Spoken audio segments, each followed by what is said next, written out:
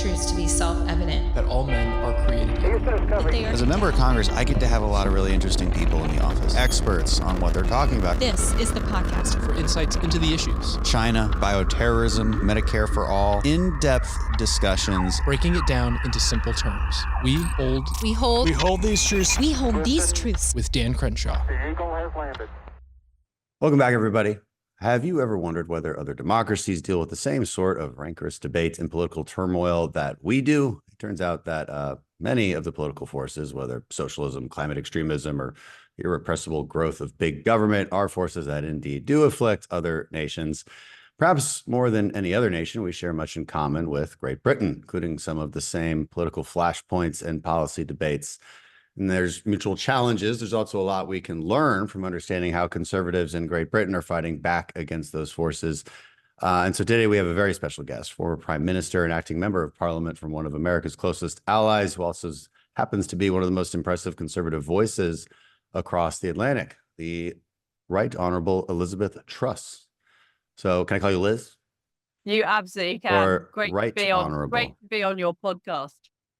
So we just do honorable. I've never Right Honorable. That's a special. That means you're in the Privy Council. Okay. So this is the special committee that, the main time it meets is on the death of a monarch. We have a special meeting of the Privy Council, which is the accession council to appoint the new monarch, essentially. So that is that's what the Privy Council is, but it's a close advisors to the monarch.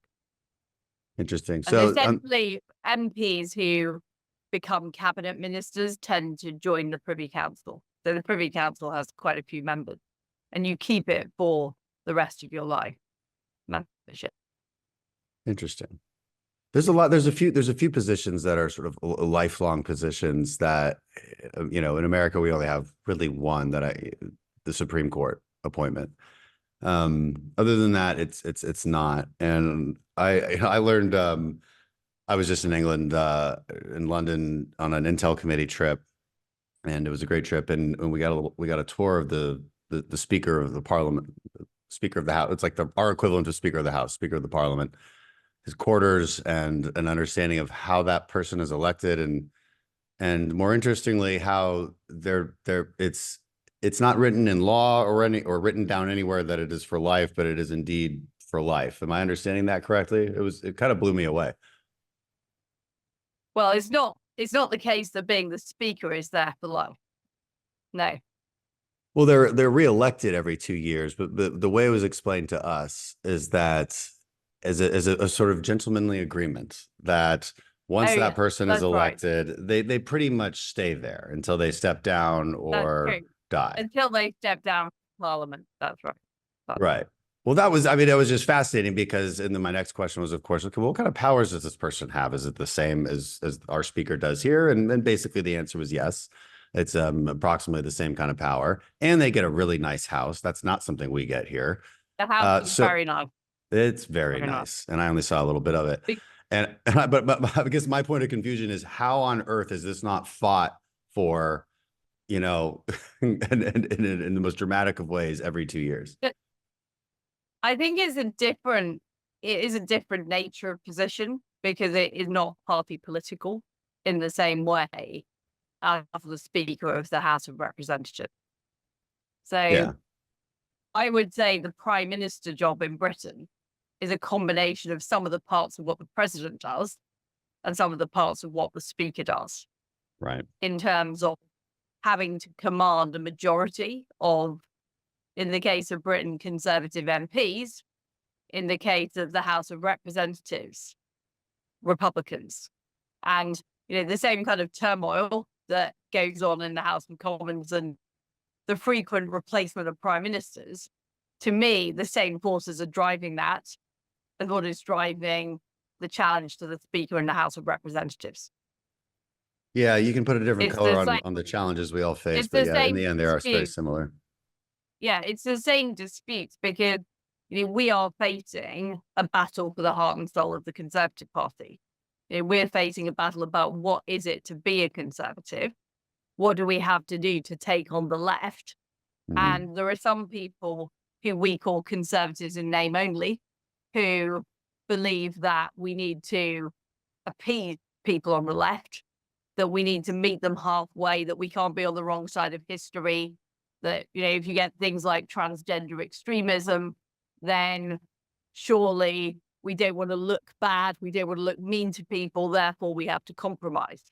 Mhm. And I think that is the debate that I see going on in the Republican Party as well. It's a It is. question of how hard do you fight? Kinda like, and I'm really curious. I really want you to unpack what that civil war looks like in your country, because I find that fascinating. I definitely subscribe to the Thomas Sowell conflict divisions idea that throughout human history, I don't care what country you're in or what historical period you're in, there are basically two sides. And one side wants more control, believes in a sort of utopianistic vision, and we would call that in modern times the left, or socialists or Democrats. And then another side is the more constrained vision, which is, a constraint on what is possible to achieve, given the fact that human nature doesn't really change, and that you don't have omniscience, you can't control every problem. That's the constrained vision, and that would be conservative in its nature. There's definitely a political civil war on our side of the pond, and I wouldn't characterize it though the same way you're characterizing the predicament you're in. There are no Republicans that are giving in to, oh, let's coddle transgender ideology. That ain't happening over here. The most moderate of Democrats of Republicans are not doing that. Is all I could say. But there's no, we're not lucky, because there's still a civil war, and I'm certainly a big part of it. And for me, it's about this kind of, I don't like to give them the term libertarian because that's too kind. It's a bit more populist than it is libertarian. And frankly, in my opinion, the more populist you get, the more liberal you get, because populism is just basically telling people what they want to hear. It's popular. Well, of course.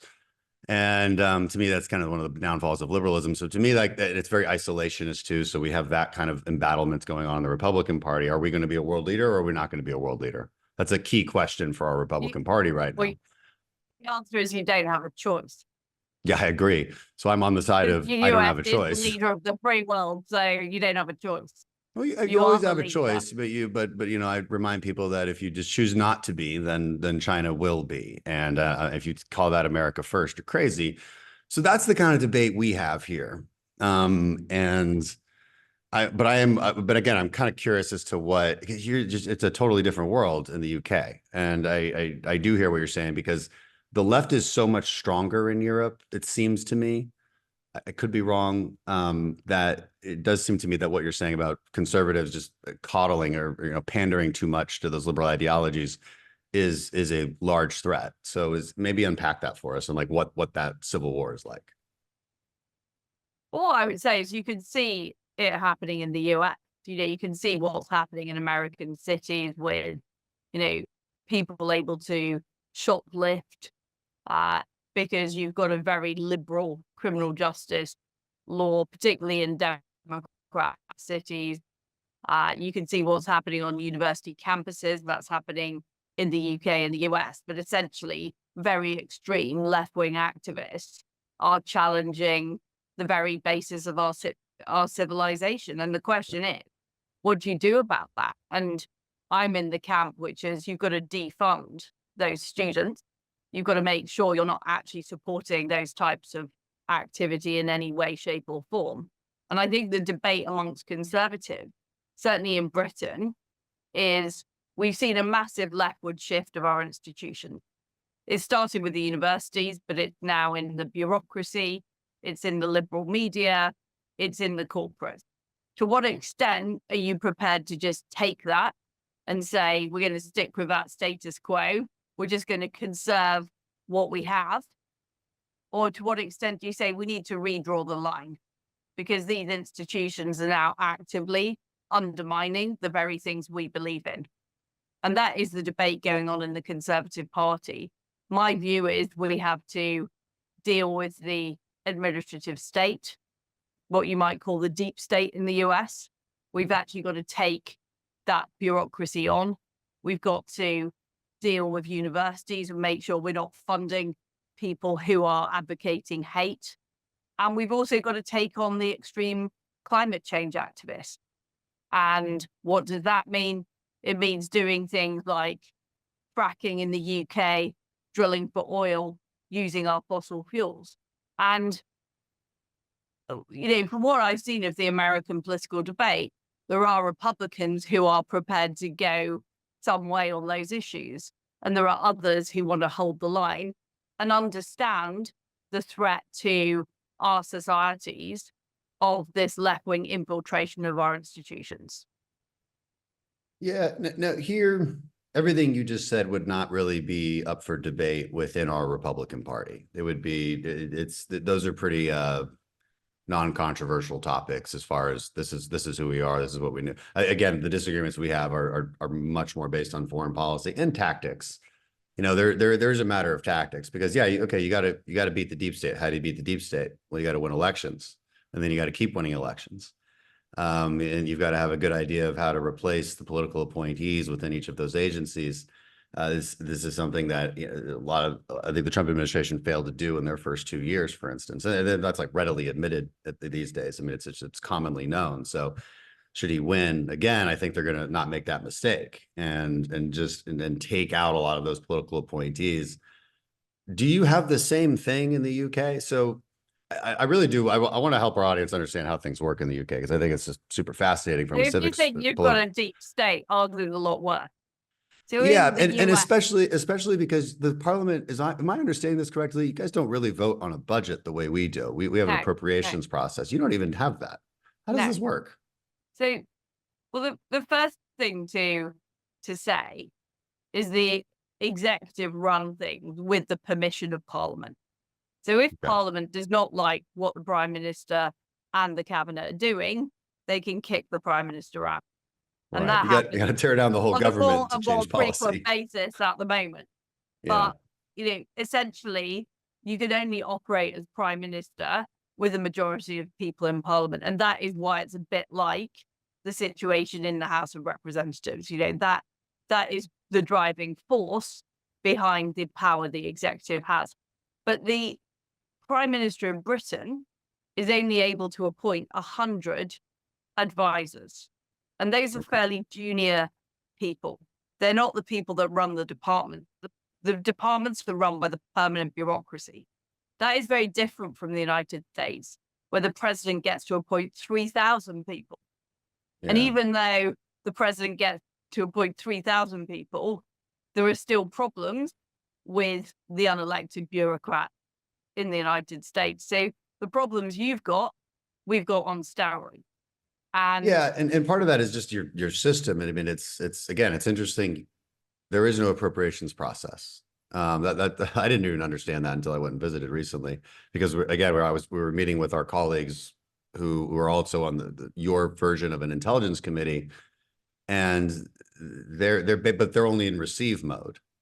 And I'm like, we have a very small number of people in Congress who have complete control over every authorization and every line item, budget item of the CIA, of the DIA, of every single agency. So you might argue it's almost too much power, but that doesn't exist over there. And so it's like you said, there's a permanent bureaucracy. And so how would you change that? The way I would describe it is, in the US, you've got the separation of powers between the judiciary, the executive, and the legislature. In Britain, historically, those powers have all been fused into the concept of parliamentary sovereignty. So Parliament was the ultimate decision maker and essentially had powers over the executive and the judiciary. Now, what has happened in Britain, which is what has gone so wrong, is that power has been given away. The power is being given away to unelected agencies and bureaucrats. So, for example, you've got the EPA in the US. We have the Environment Agency. They have powers over the environment. We've got the Bank of England, which used to be under the auspices of the Treasury, but has now been made independent. So they are another unelected bunch of bureaucrats.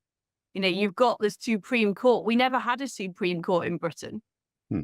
The senior judges used to be appointed by the Lord Chancellor, who was appointed by the Prime Minister. Again, they were subordinate to Parliament. But under Tony Blair, a Supreme Court was created where these people are now appointed by another government agency. So what has happened is that fusion of power that used to sit in Parliament, that used to be under elected representatives, has been given away to unelected bureaucrats. So this is a change that has happened in the last 30 years in Britain that has created a situation. And this is what I found as Prime Minister. What I tried to do is pursue a policy of reducing the size of government, getting on with things like fracking to grow the economy, cutting taxes. And I was undermined by the Bank of England. And what I discovered was the Bank of England governor was less sackable than I was. And I think that's a huge problem in a democracy. Yeah. If you have a group of unelected bureaucrats with a different worldview who aren't democratically accountable, ultimately able to drive the decisions. So I think what has happened in the US is your bureaucracy has also got too powerful. And our bureaucracy has got too powerful. What we need to do is restore parliamentary sovereignty. We need to put Parliament back in charge and not outsource these decisions. Well, otherwise, people think, well, why on earth do I bother voting for these politicians? Because actually it's the Bank of England making the decision, or the Environment Agency, or the Climate Change Committee, who decide on how well we're doing against our climate change target. So that is the similarity I think we've got with you. Our problem is more that we definitely institutionally absolutely have the leverage. We have the most power by far, but you can only use power if you have a majority willing to use it. And our problem is not so much that our institutions and system needs to change, but that our politics is just very evenly divided. And so that those checks and balances play out every single day, and nothing really happens to change it. Let's go back to your story. I mean, we glossed over the Bank of England undermining your prime minister. Well, I really want to hear that story. To make this point, though, that in Britain, if we had a majority of MPs in Parliament who actually wanted to change all of the things I've just talked about, we could do that. So it is possible to get that change. Yeah. We just don't have enough MPs who believe that big change is needed. Even though people in Britain voted for a big change in 2016 when they voted for Brexit, they voted for another big change, they voted for Boris, and the bureaucracy is still resisting it. So parliamentarians could do it if they wanted to. Yeah. They just don't want to enough. No, it's same here. You need a majority in the House. You need 60 votes in the Senate. You need the presidency. Then you can make something happen. It's the same issue. The problem. Yeah. But let's back up a second. I mean, again, my audience is American, and we're notorious for not knowing a whole lot of things going on around the world. But your story is rather interesting. You talked about the Bank of England. I read your Wall Street Journal piece about how, again, this sort of British deep state sought to undermine some of your fiscal reforms. And so if I'm explaining this correctly, you had a set of supply side fiscal reforms that you wanted to implement, cutting taxes, deregulation, this sort of kind of Republican thing that we like. And the Bank of England, given its sort of sovereignty away from Parliament, I guess this is the equivalent of the Fed, if I'm correct. Yes, yeah. Took action that devalued the pound to an extent that your policies would no longer make sense, and it forced one of the shortest terms in prime minister history, only 50 days. So maybe I would like you to even explain how does one become prime minister? What kind of negotiating and kind of like running for it? How does that even work? Okay. Because how does that election take place? We don't even really know over here. How was that for 50 days? And maybe describe for us in layman terms that situation with the Bank of England and why you decided to step down. Very good. I have to show everybody a copy of the book, which I have 10 years to save the West. I hope you've got a copy. Yeah. Don't worry. We're going to talk about the book. I promise you. send it. I'm going to send it straight over because it talks through my entire period in government. So I was a government minister for 10 years, serving in lots of different government departments, in education, in the treasury, in justice, in the environment. And all through my political career, I thought that I got frustrated with the bureaucracy, but I always thought that if I got more senior, if I became a cabinet minister, if I became foreign secretary, which I did, if I became prime minister, then surely when I got to the top of the tree, I'd actually be able to do all the things that I'd been frustrated about not being able to do. So let's go back to 2022, which is when I ran to be prime minister. And what happened is Boris Johnson had been deposed by the Conservative Parliamentary Party. So if you don't have a support of the majority of your party, you can be removed as prime minister. And why was that? So, Is there a quick explanation for why he became so radically unpopular all of a sudden? well, I think there was a campaign against him by some conservative MPs who never liked him. They wanted to have more centrist policies. They didn't like his style. They used this whole ludicrous issue of a alleged sort of COVID cake party. I mean, it was called Cake Gate. I mean, you couldn't make this stuff I up. remember. But I do remember this. essentially, there was a campaign against him, and there was a lot of internecine war in the Conservative Party. Sounds familiar. So even though he'd been elected on a popular mandate, and he'd been elected by voters that had never voted Conservative before. We call them the Red Wall, you call them the Rust Belt. But these are new voters who'd come on board with the Conservatives because they're patriots, because they believe in our country, because they wanted our country to do better, and they were fed up with centrist policies that weren't delivering. So that is why they voted for Boris, but Boris was removed by the Conservative Parliamentary Party. And essentially, there are too many MPs in the Conservative Parliamentary Party who are not in touch with the voters and do not like some of the policies that we need to pursue in order to deliver the Conservative results that people want, which are things like lower taxes, more national sovereignty, getting rid of regulations. The whole reason people voted Brexit is they're fed up of all these EU laws on everything from, protecting bat to, how you use your Hoover or, food regulations, all this stuff. People wanted to see change. I have a ton of questions about that too. I mean, but happening. So anyway, the upshot is that there was a vacancy. I was foreign secretary at the time. I thought I have to go for this job because I'm frustrated about the situation. We had the highest taxes that we'd had in Britain for 70 years. The government was spending 45%. What are your taxes? What's it like to pay taxes in Britain? Our highest income tax is 45 pence in the pound. That's a lot. I mean, ours is 38. So, it's not much lower, but no. But we also have corporation tax that is now 25%. Okay. And it's gone up from 19%. So taxes were going up. The government was getting bigger. We hadn't got rid of any of this EU regulation. We weren't doing things like fracking. Yeah. So our energy I'm a big fan of fracking. I'm from Texas. Our energy prices in Britain are twice what they are in the United States because we're not doing fracking and we're putting all these green taxes on. So I felt that unless we had a real change of course and started doing these things, we were going to lose the election because people were not feeling better off. The economy wasn't growing. It was stagnant. So that is why I put myself forward. I put myself forward as the change candidate who wanted to kickstart the economy, deal with issues like our borders. We've got a massive problem with illegal immigration over the English Channel.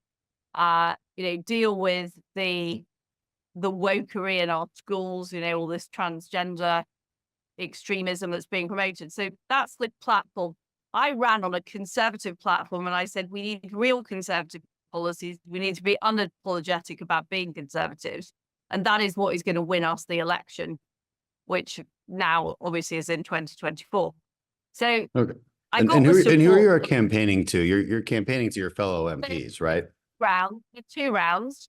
First of all, you've got to win over the MPs. Mhm. So I came second amongst the MPs. Rishi Sunak came first. Okay. And Rishi Sunak wanted to pursue the same policies we'd already been pursuing. He was the Chancellor of the Exchequer at the time. He was in charge of things like taxes and spending. He wanted to pursue the same policies. I wanted change. So he came number one in the MPs. I came number two. But two candidates go through to the final round, which is where the Conservative members get to vote, the Conservative base. Mhm. And I won amongst the base.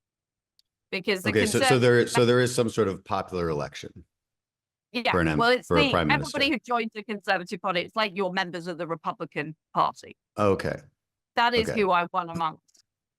So I get into, It's like a People's Choice Award. yeah, it's the people's Okay. choice. Okay. And then what happens?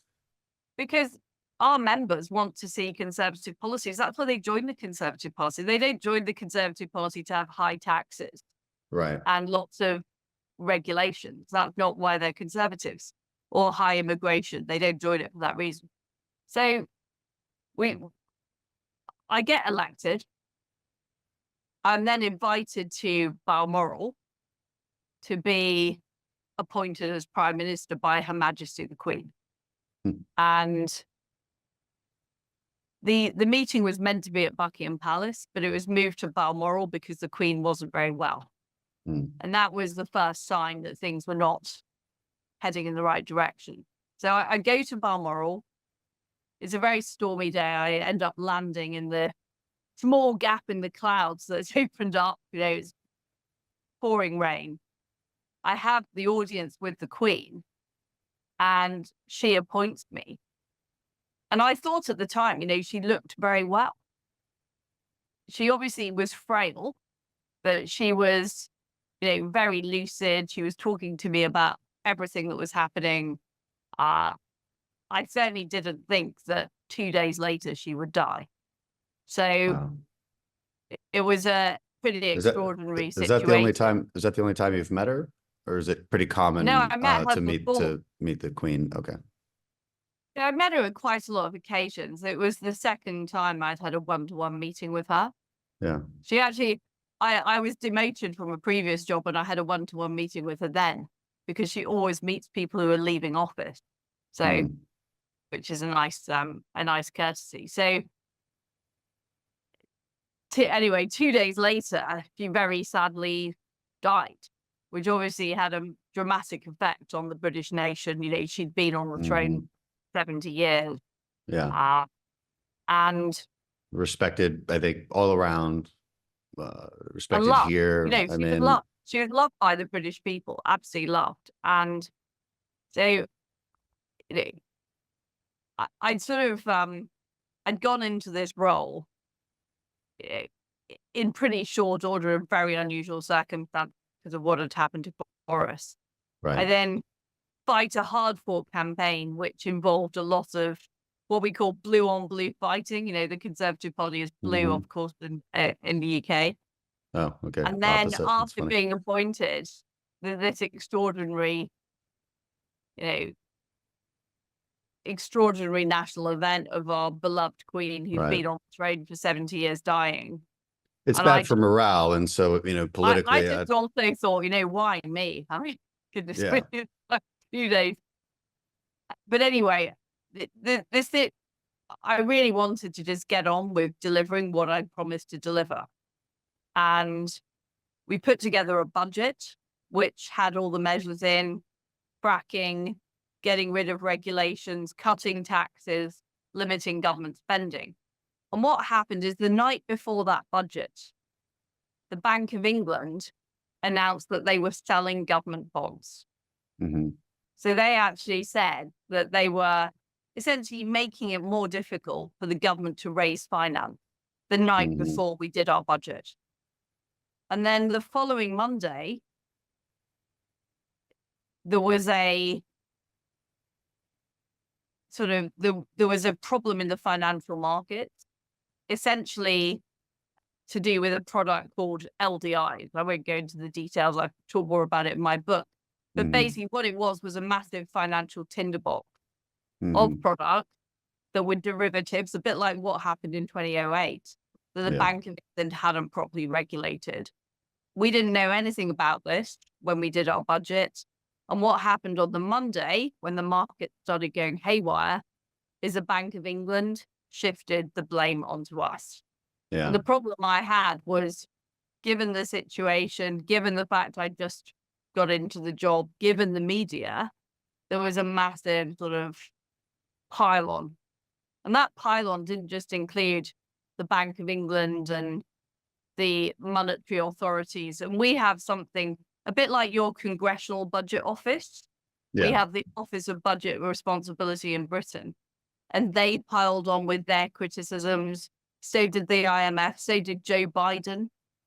Joe Biden criticized the policies from a ice cream parlor in Oregon, even though, This has been annoying to you. Dan, even though the top rate of tax in America is lower than the Right. top rate of tax in Britain, he still had a go. Yeah. Well, to be fair, he And- would make it higher if he could. I'm sure he would, but essentially we had policies which had popular support, which people voted for, but the economic establishment did not want those policies to happen. And they used the financial instability that they had created by failing to regulate these products to blame us for what happened in the markets. And now, in your opinion, was that coordinated? Was that or was it a kind of something that was in the making for a long time and bad luck? Or So I think it was in do the you think there were making for a long. people? Yeah. I think it was in the making of a long time. There was a tinderbox. So these pension funds had basically bet on interest rates not going up. And we Mhm. all knew that interest rates had to go up. They'd been too low for too long. The Bank of England had been doing quantitative easing. They Yeah. hadn't got a proper grip on inflation. Right. So interest rates were having to go up. Yep. And these products were betting on interest rates never going up. So this was a tinderbox, I've later discovered, that was going to go off at some point. Right. And when it went off, they used the opportunity to point the finger at me. And Yeah. you know why they sold government bonds the night before the mini budget, I have no idea. I still to this day do not know why they did that. But the problem we have in Britain is there is groupthink around all these issues. There's Mhm. groupthink now. You know, they don't believe in the Laffer curve. Mhm. They believe the more you raise tax rate, the more revenue it will bring in. They don't believe in deregulation because they think that, you know, the big corporations will do fine anyway, and there's a anti-small business attitude. And they're also very, very keen to remain aligned to what the European Union is doing. And the European Union, you know, is a recipe for stagnation. You know, they Yeah. follow policies that are anti-market, big welfare state, big government. And that is the mindset. So I think it's a combination of incompetence and not regulating these products properly, but also groupthink.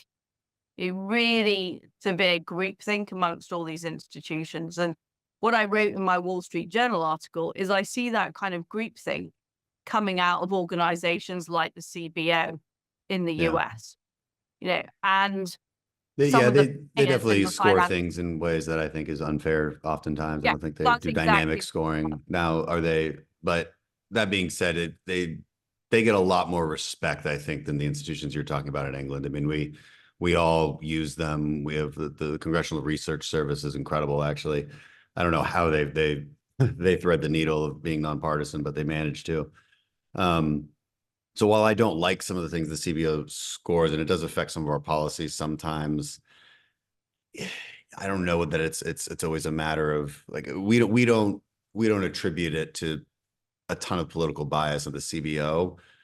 Now, other agencies, like the EPA, the EPA, I view as the most dangerous agency in America.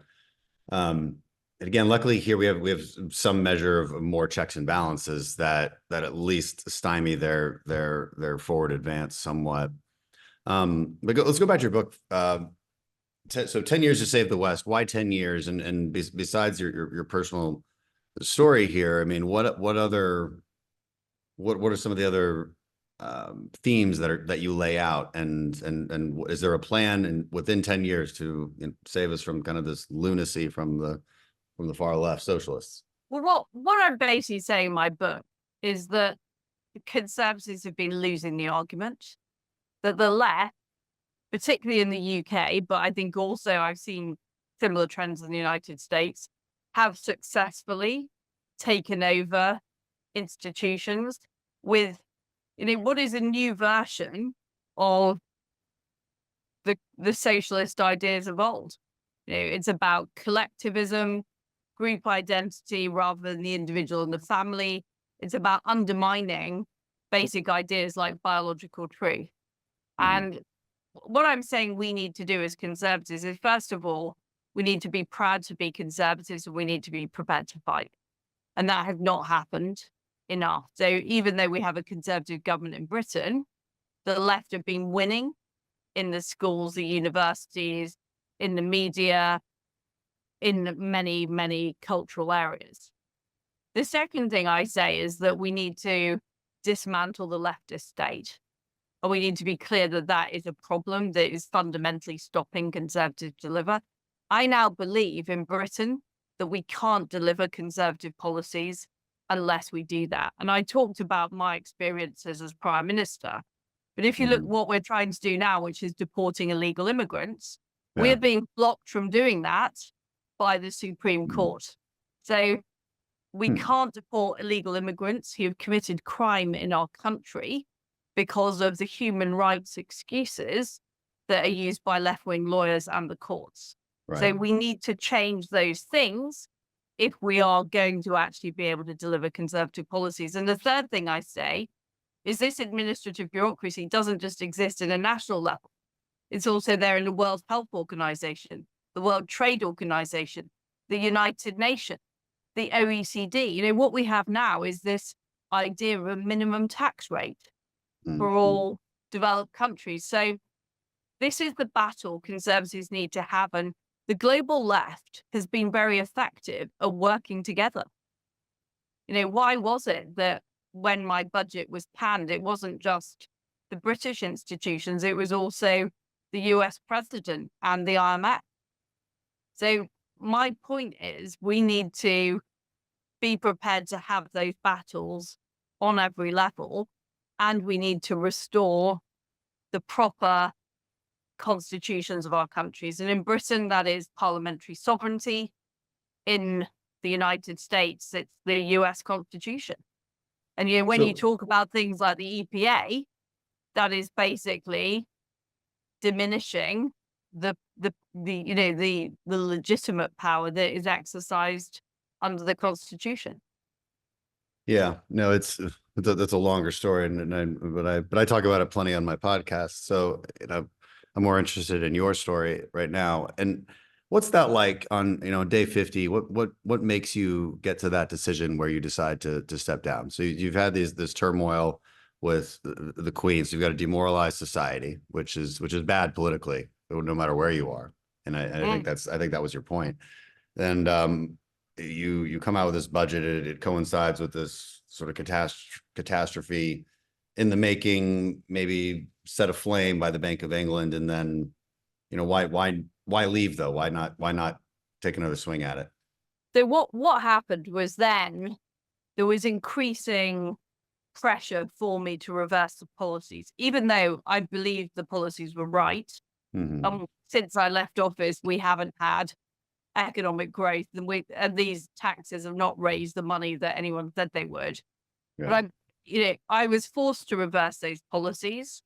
I was essentially forced at gunpoint, by pressure from political gunpoint. Yeah, we can political gunpoint. And let me be clear. Basically, I was told that if I didn't reverse the policies, then Britain would no longer be able to fund its debt. Now, I don't know if that was true or not, but what I believed is the financial institutions of Britain, like the Bank of England, did have a huge amount of market power they were prepared to use against me. And when I was no longer able to deliver those policies, I did begin to think, what is the point of me staying in office? Mm. And at that point, the Conservative MPs, who are the people that deposed Boris, essentially indicated that they weren't prepared to support me any longer. So I had a combination of not enough political support for the policies I wanted to pursue, because frankly, there are too many Conservative MPs who just don't support doing those kind of things to change the dial, but also the economic institutions themselves creating problems for me. Yeah, and So I would have stayed if I could, but I didn't seek to become prime minister to do nothing.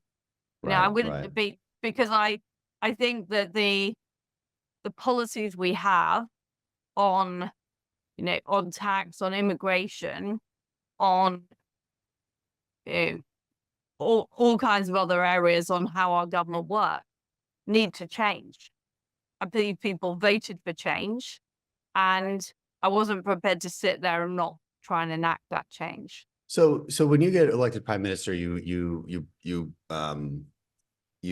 assign minister positions, just like our president assigns cabinet positions. Again, it's sort of the prime minister sort of a mix of like Speaker of the House.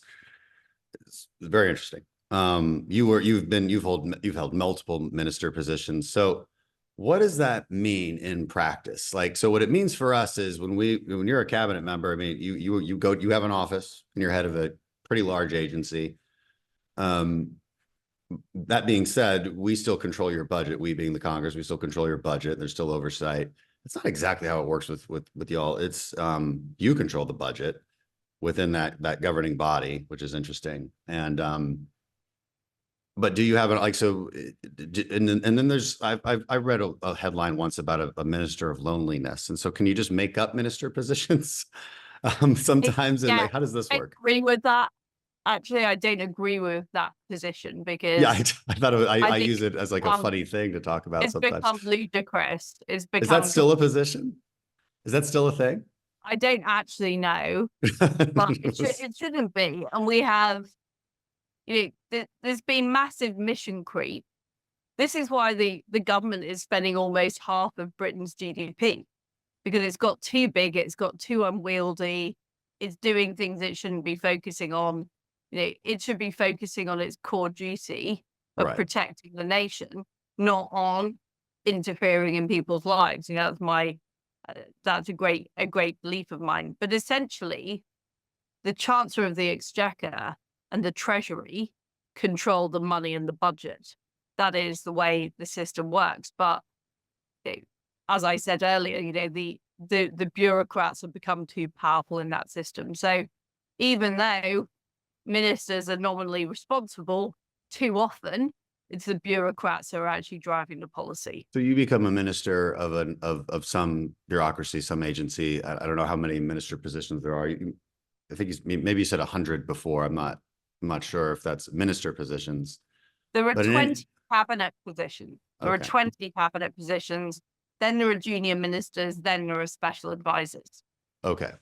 And when you become one of those primary cabinet minister positions, do you have the power to wreck house and below you actually clean out and hire who you want to hire? No, those aren't political appointees the way we have them. No, you don't, and that is the heart of the problem, Dan.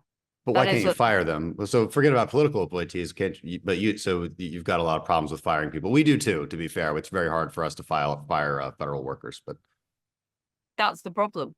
Yeah, that's the problem. They sue you. It goes to the courts. It's the whole thing. I think we need to change the British system to be able to appoint the top 3 layers of civil servant.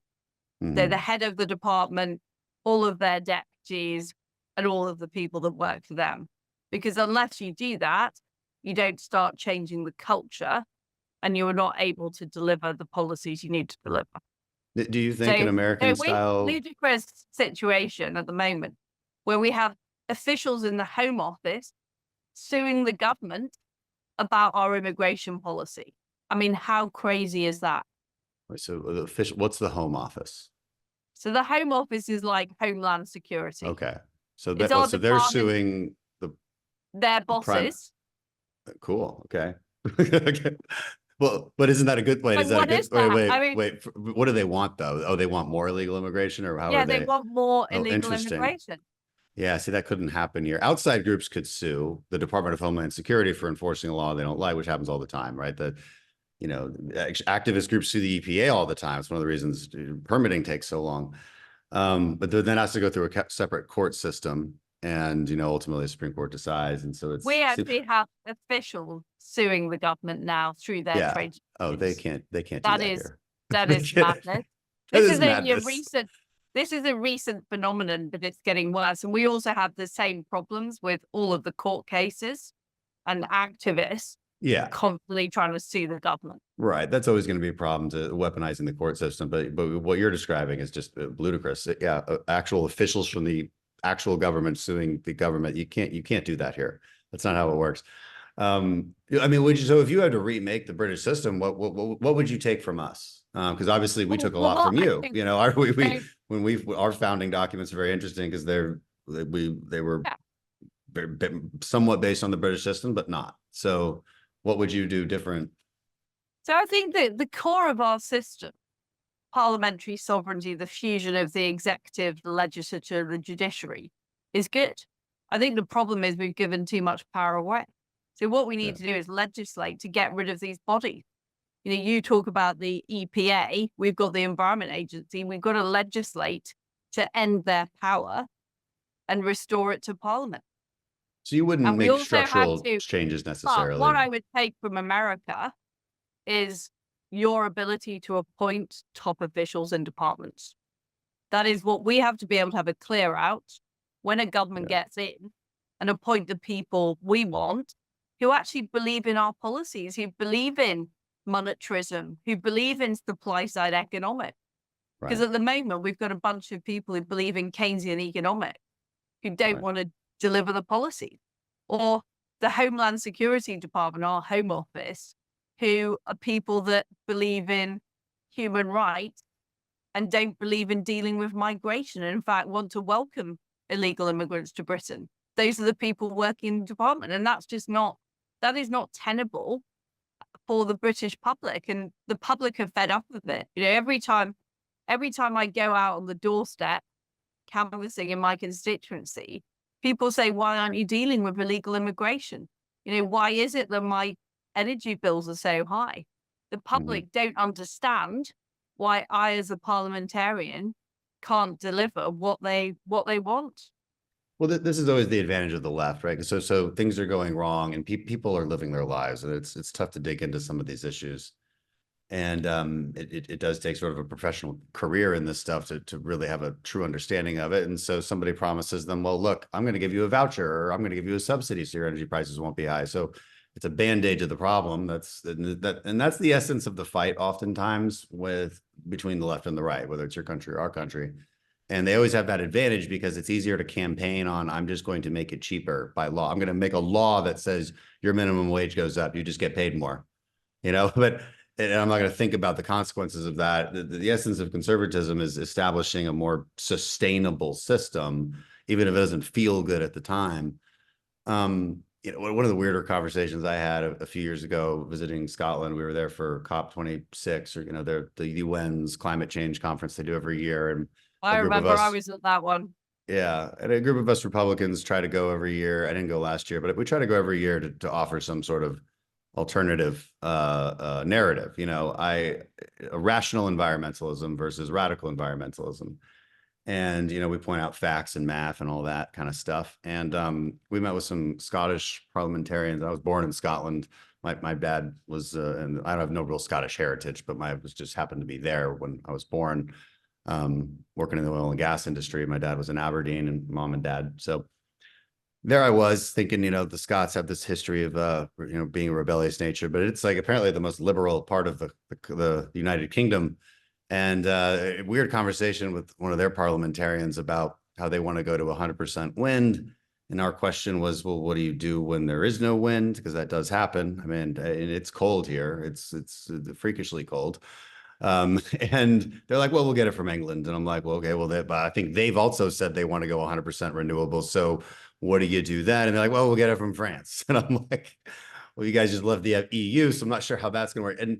And yeah, the other interesting hot take from that conversation was, within 10 years, the Scots are we're gonna break off from the UK. And I'm like, okay, well, that's interesting. Can I become King of Scotland if that happens? Since I don't know, but but I said, why do you want to?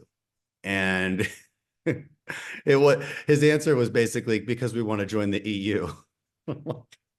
That is the most un-Scottish thing I could have imagined him saying. I've got nothing to say about that. But I mean, I actually, and I talk about this in my book, I tried to get that conference cancelled. And I said, why are we wasting all this money on this climate change conference? People are going to fly in from around the world. They're going to spout a load of hot air. It's going to make absolutely no difference.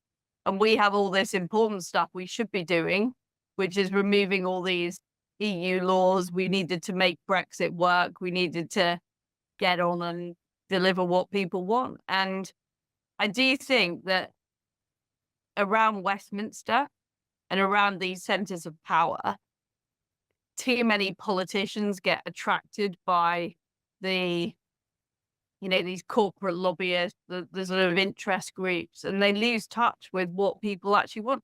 Nobody in my constituency wants us to have some conference in Glasgow talking about climate change. They just don't want that. They don't care. No.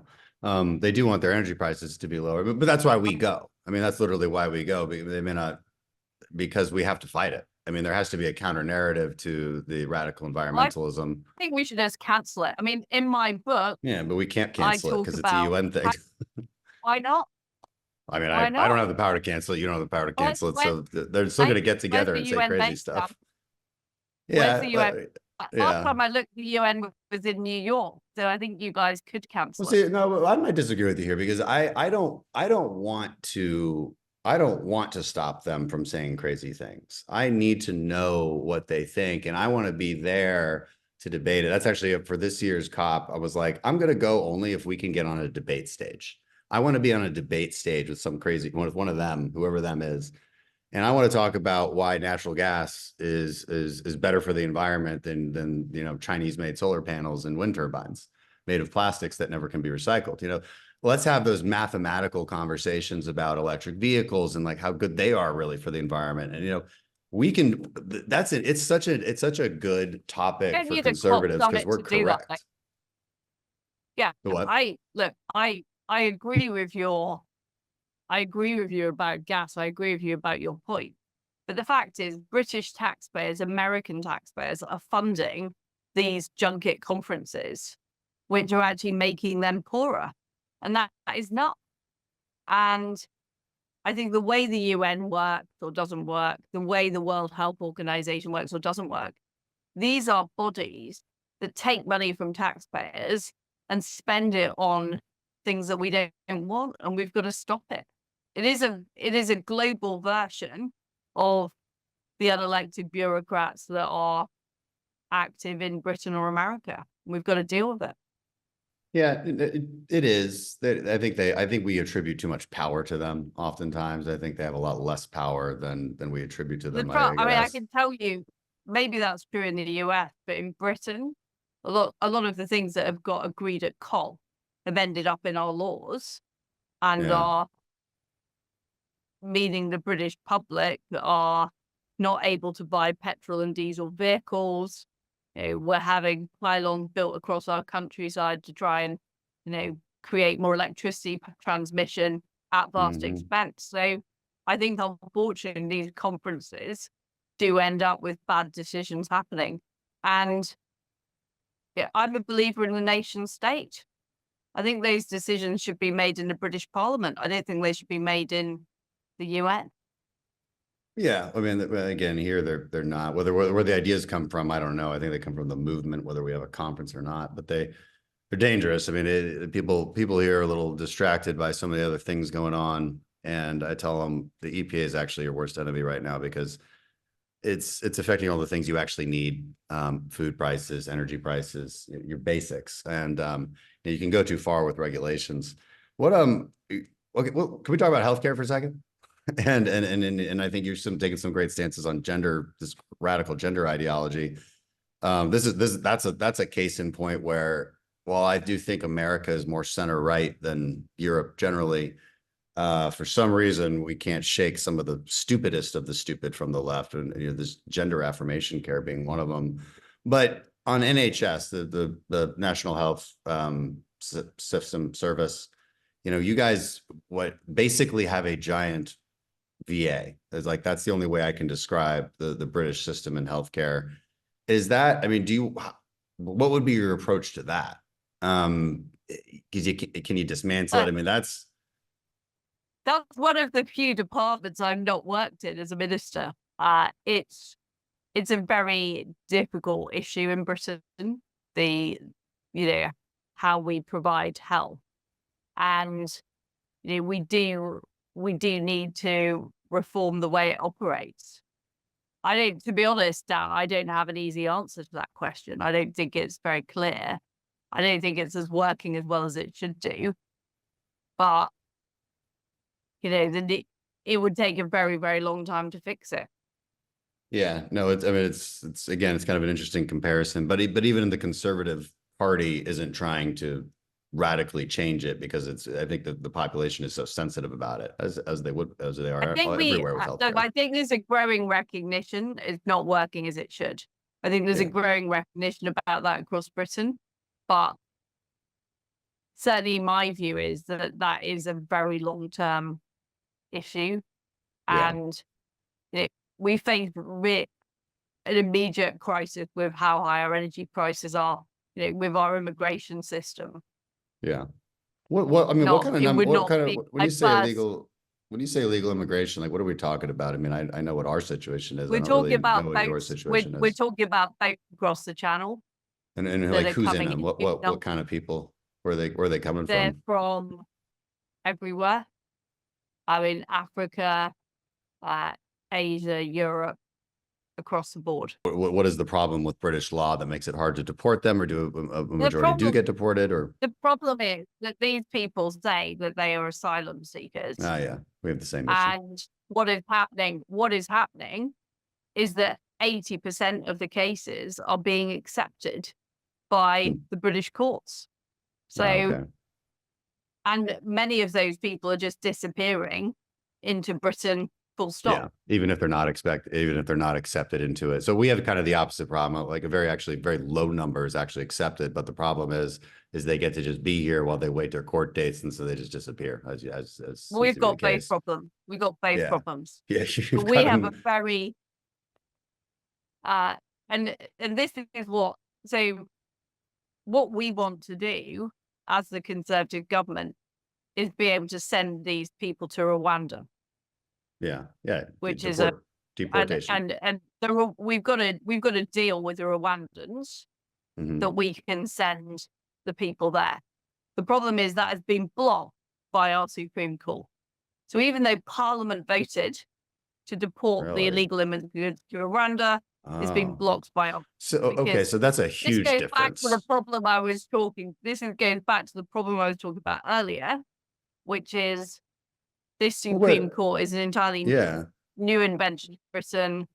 It should be subject. Ultimately, parliamentary sovereignty means Parliament should decide these things. Yeah, that's a huge. So, well, let me get this straight though. So you pass a law and it says you must do X, Y, and Z, and the Supreme Court says nope. Now here, that could happen if the law was so blatantly unconstitutional, but. For the most part, though, the Supreme Court's deciding on an interpretation of law when it comes to for us. And if we don't like their interpretation, if Congress is really powerful, we don't like their interpretation, we rewrite it and we say, this is what we meant. And that decision gets overturned because we are the biggest body in the land. What you just said is a totally different system.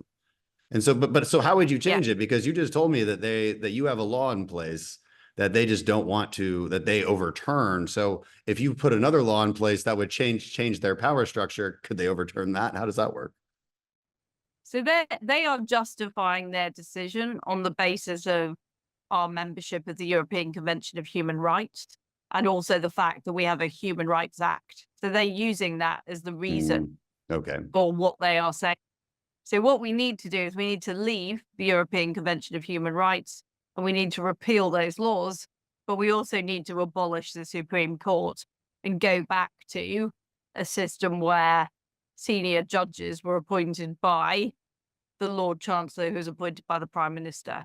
So we need to get our constitution back in order. We need to repeal a lot of laws. So we've got a massive task ahead. Well, you said you wouldn't change. It doesn't sound like you would change much. You would win majorities and change the laws to get the bureaucracy under control. But you're still going to have the same structural problems, which is that if the Prime Minister, and you might not like the Prime Minister, appoints a Lord Chancellor who then appoints the Supreme Court, you've got no checks and balances. You have that unification, as you said, of the executive and the judicial and the parliament. The unification is good, and it worked for hundreds of years. The problem is we've got a more activist civil service than we used to have, which is why I think we need to have direct appointment. And also that these new structures have been created that are against the spirit of our constitution. And those new structures need to be abolished so we can return to the way that it used to operate, where it was absolutely clear that Parliament was sovereign. That's the bottom line. Former Prime Minister Liz Truss, everyone, that was a fantastic conversation. Thank you so much for being on. It was a great Civics 101 on the UK and your story. And where can people find your book, 10 Years to Save the West? You can find 10 Years to Save the West, which is here on my website, www.elizabethtruss.com. All right. Did you read an audio version? I haven't done that yet. No, I'm working on that. You got to do that. That's 3 days of hell, but I did it. All right, Liz, thank you so much for being on. This was great. Nice to see you. Thank you.